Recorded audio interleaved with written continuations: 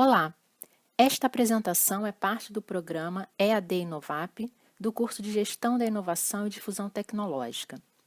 A disciplina que vamos trabalhar chama-se Avaliação de Oportunidades para Inovação e eu sou a professora Patrícia Prado. Gostaria de começar apresentando o programa da disciplina. Iniciaremos com uma visão geral sobre o tema Oportunidades para Inovação. Em seguida, discutiremos as questões relacionadas à identificação de lacunas e à análise de riscos. Iremos abordar também o mapeamento de oportunidades e as etapas desse processo. E, por fim, vamos apresentar a questão do gerenciamento de investimentos em uma carteira de inovações. Agora, daremos início à disciplina propriamente dita, começando pela unidade 1, sobre oportunidades para inovação. Para começar, é bom lembrar a importância da inovação em um contexto organizacional. A inovação faz muita diferença para empresas de todos os tipos e tamanhos. Se uma empresa não muda o que tem a oferecer ao mundo, de um modo geral bens e serviços, e se não muda também a forma como cria e oferta esses bens e serviços ao mundo, essa empresa corre o risco de ser superada por outra que o faça. No fim, é uma questão de sobrevivência. Mas o que pode parecer um problema, também pode vir a se tornar uma oportunidade. Isto é parte da natureza da inovação. Vamos abordar agora uma visão inicial sobre as oportunidades para a inovação. A capacidade de avistar oportunidades e criar novas formas de explorá-las é indispensável ao processo de inovação. Empresas que inovam correm riscos, mas calculam os custos da decisão de levar adiante alguma ideia brilhante, considerando possíveis ganhos caso tenham sucesso no empreendimento, especialmente se isso significa superar os participantes já envolvidos no negócio. A inovação é orientada pela habilidade de fazer relações, de visualizar oportunidades e de tirar vantagem das mesmas. Às vezes, envolve possibilidades completamente novas, como a exploração de avanços tecnológicos totalmente radicais. Podemos pensar em exemplos de novas drogas baseadas na manipulação genética que instauraram uma nova era na guerra contra determinadas doenças. Os telefones celulares e outros dispositivos que surgiram em decorrência dele, que mudaram não só a nossa forma de nos comunicar, como a forma de nos relacionarmos com o mundo e com as pessoas. Todos estes são exemplos bastante interessantes sobre essas mudanças. Mas também é importante considerarmos a capacidade de identificar onde e como novos mercados podem ser criados e fomentados. Por exemplo, Henry Ford pode não ter inventado o motor do automóvel, mas inventou o modelo T, que considerou um carro para todas as pessoas, por um preço que a maioria podia pagar, e acabou com isso por criar o consumo de massa do meio de transporte individual. A invenção do telefone de Alexander Graham Bell não resultou em uma revolução instantânea das telecomunicações. Ela precisou de todo um desenvolvimento de mercado para a comunicação de pessoas. Aliás, falando em Graham Bell, vamos ver uma rápida história sobre essa sua invenção que ilustra bem como pode ser difícil avaliar a oportunidade de uma inovação em potencial. No século XIX, a Western Union era a maior empresa de comunicação do mundo e foi procurada por Alexander Graham Bell para comercializar sua nova invenção.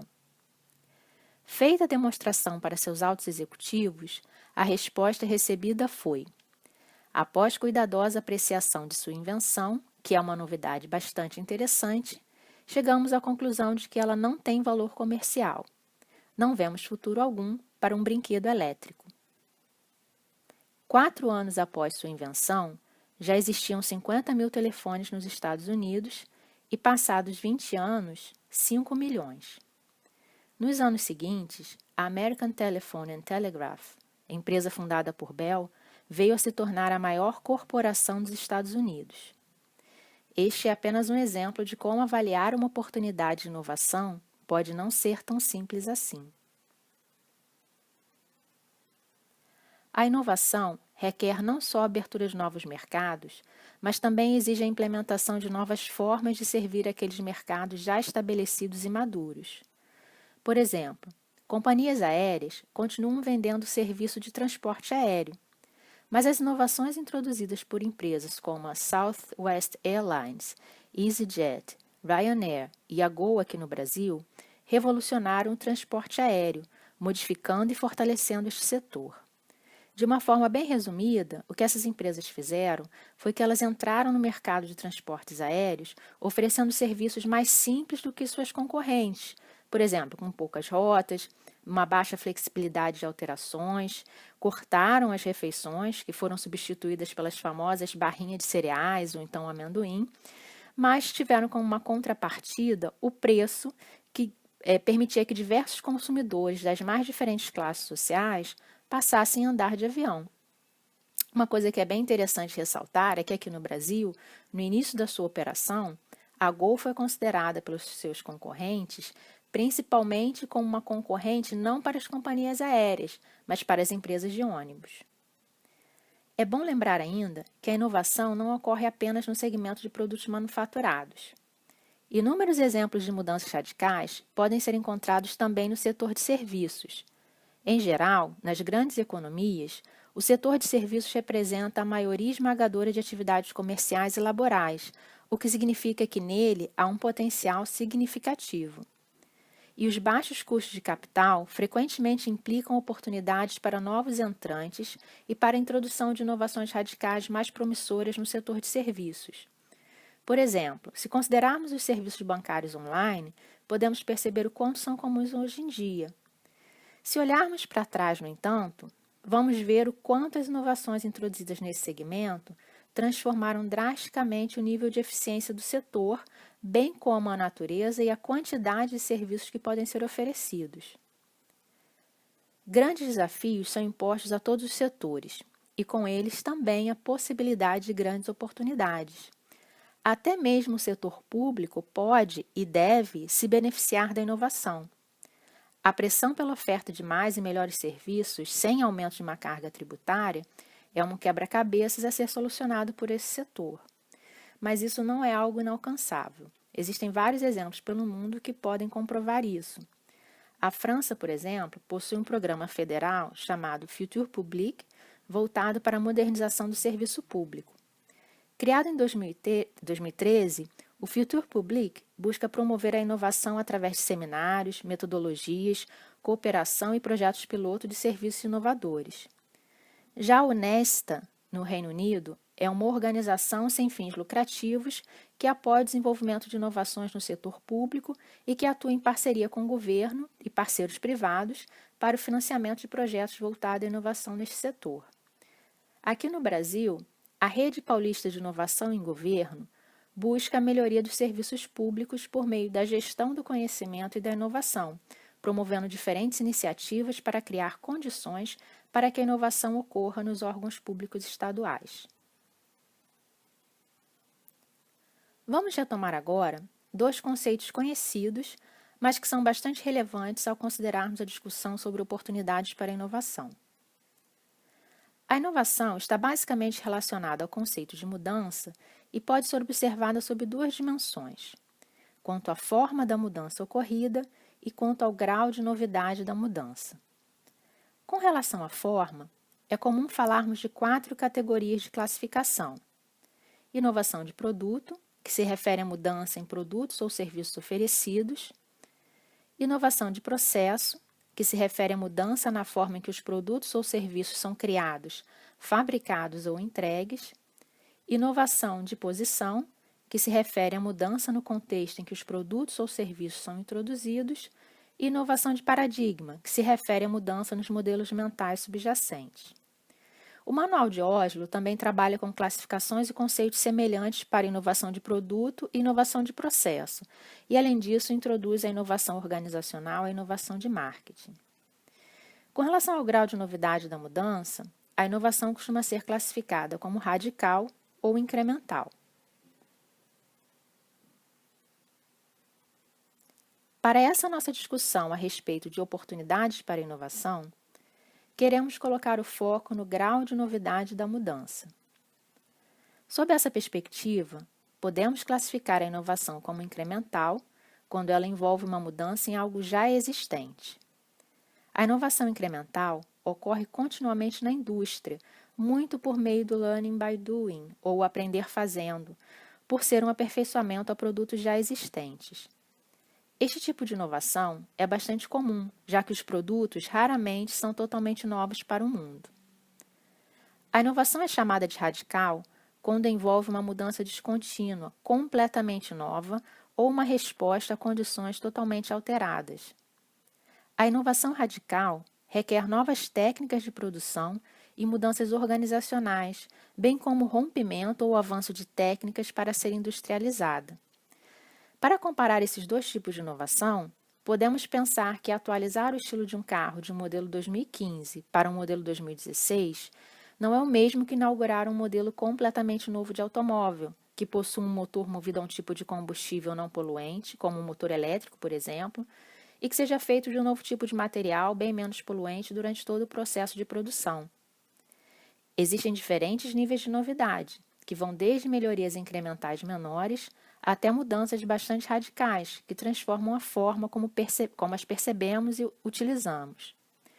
Às vezes, tais mudanças podem ocorrer em uma atividade ou setor específico, mas por vezes podem também ser tão radicais a ponto de alterar uma determinada ordem social, como foi o caso do papel desempenhado pela energia a vapor durante a Revolução Industrial, ou ainda as abrangentes mudanças decorrentes das atuais tecnologias de comunicação e computação e da internet, claro. Muitas empresas, dependendo do seu posicionamento estratégico, têm como objetivo tornar-se mais inovadoras, explorando mercados desconhecidos com propostas originais, criando nichos e envolvendo milhões de pessoas. Esse objetivo, principalmente no que diz respeito à inovação radical, cada vez mais deixa de ser uma possibilidade e passa a se tornar um discurso recorrente. Apesar de a inovação incremental ser mais frequente, não basta apenas se pensar em inovar desta forma, ou seja, de forma incremental. A tecnologia avança de forma exponencial e a população mundial hoje é 7 vezes maior que a população do século XVIII, o que torna a concepção da inovação radical uma necessidade. Afinal de contas, temos que pensar que vivemos em um mundo diferente do que vivíamos antes. As organizações costumam alcançar o sucesso quando acessam um mercado com ideias simples, convenientes e de baixo custo, obtendo a atenção de consumidores com necessidades não atendidas ou consumidores insatisfeitos com a atual oferta, ou até mesmo aqueles consumidores que estão saturados pela complexidade de bens e serviços oferecidos até então.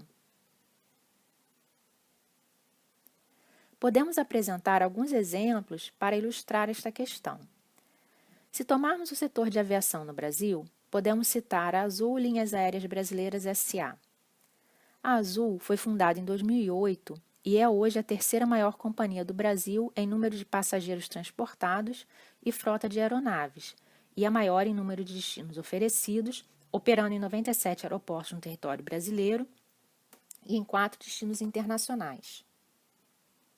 A Azul tinha uma proposta de ser uma companhia low cost no Brasil, com uma oferta conveniente e acessível aos não consumidores, ou seja, pessoas que não eram consideradas clientes para os serviços oferecidos. A empresa concentrou seus esforços em captar pessoas que potencialmente viajariam de avião, mas que não o faziam por questões de comodidade e preço.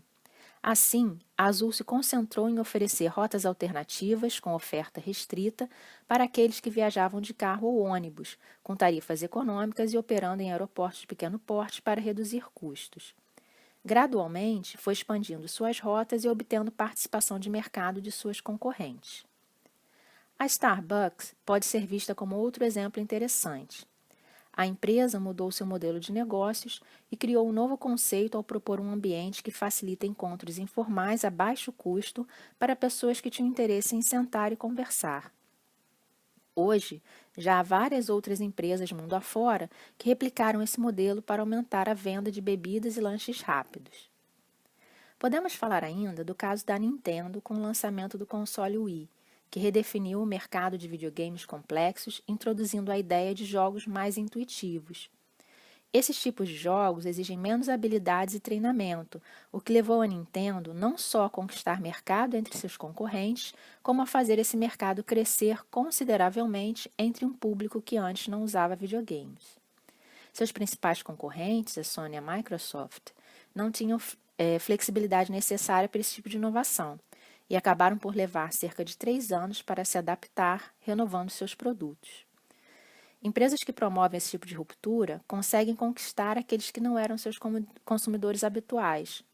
Elas não estão buscando satisfazer todas as necessidades existentes, mas criam modelos de negócios que surpreendem seus concorrentes e líderes de mercado, que geralmente só conseguem tomar medidas defensivas, principalmente numa fase inicial. É interessante notar que modelos de negócios de grandes empresas foram criados para suportar a inovação incremental. Elas são pressionadas por retornos crescentes, oferecendo melhores produtos e serviços a consumidores cada vez mais exigentes. Porém, em algum momento, o ritmo de inovação incremental supera a capacidade de assimilação dos clientes. A indústria de software ilustra bem essa situação. Os consumidores e organizações estão cada vez menos dispostos a investir recursos em atualização de softwares, dado que as versões anteriores continuam satisfazendo as suas necessidades. Como resultado das inovações incrementais, em determinado momento, a indústria acaba oferecendo produtos mais complexos, mais caros e, consequentemente, menos convenientes para grande parte dos consumidores, que não aderem às atualizações mais recentes. Dessa forma, considerar o papel tanto da inovação incremental quanto da inovação radical para a estratégia de uma organização é algo fundamental quando vamos analisar as oportunidades para a inovação. E para encerrar esta apresentação, vou agora fazer uma citação bastante pertinente dos especialistas em gestão da inovação da Universidade de Sussex, os autores John Besant e Joe Teed. Inovação é sempre concebida como algo radical ou exitoso, porque gera boas manchetes. Mas, na realidade, inovação diz respeito a mudanças incrementais, fazer o que se faz de modo melhor. E, em grande parte, isso envolve trabalhar com regras estabelecidas no jogo, desempenhando melhor nossa parte em todo o quebra-cabeça. Contudo, algumas vezes, mudanças radicais são necessárias, ou ocorrem porque alguém mais as introduz. E, às vezes, a estrutura subjacente de um sistema muda e as regras antigas não mais se aplicam. Gestores capazes não esperam que a inovação seja imposta, mas desenvolvem um portfólio de possibilidades inovadoras, da incremental até a mais radical, desde o componente até toda a estrutura. E assim, com essa citação, vamos terminar a apresentação da unidade 1 sobre oportunidades para inovação. Vocês ainda encontram neste material as referências bibliográficas e os créditos das imagens utilizadas durante esta apresentação. Muito obrigada e até a próxima apresentação, quando veremos a unidade 2.